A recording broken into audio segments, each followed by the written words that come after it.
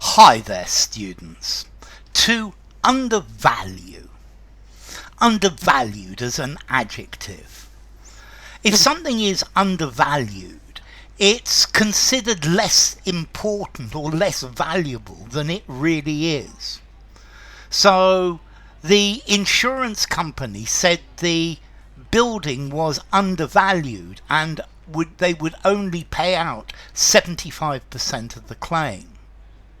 A person could feel undervalued, less valuable, less important than they really are. And I think that's one of the major problems in companies nowadays is most staff feel undervalued. They feel undervalued and underpaid.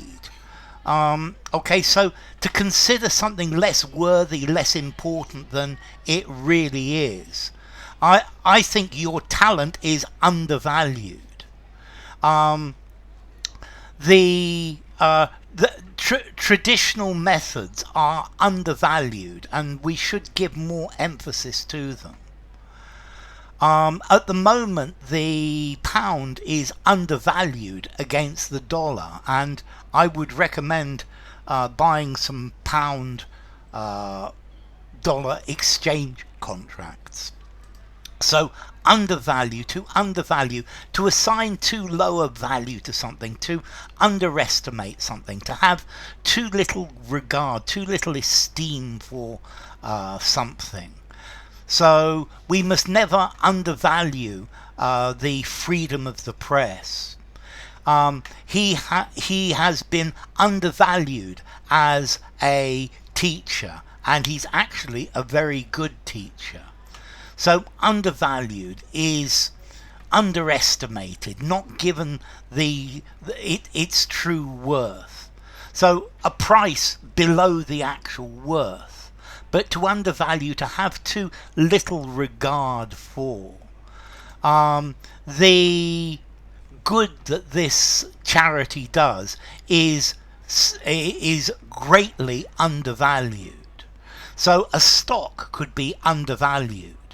But a poet could be undervalued, treated as having little value. You shouldn't undervalue your talent. You are a very gifted musician. I think the role of psychology is undervalued by the State Health Service, and I think the British National Health Service should invest more money in psychology. So if you undervalue something, you don't recognize how valuable they are. You don't recognize how important they are. I think many companies treat their female employees in a way that undervalues them. Even the best employee can feel undervalued at times. So underrated, minimized, disparaged, not considered.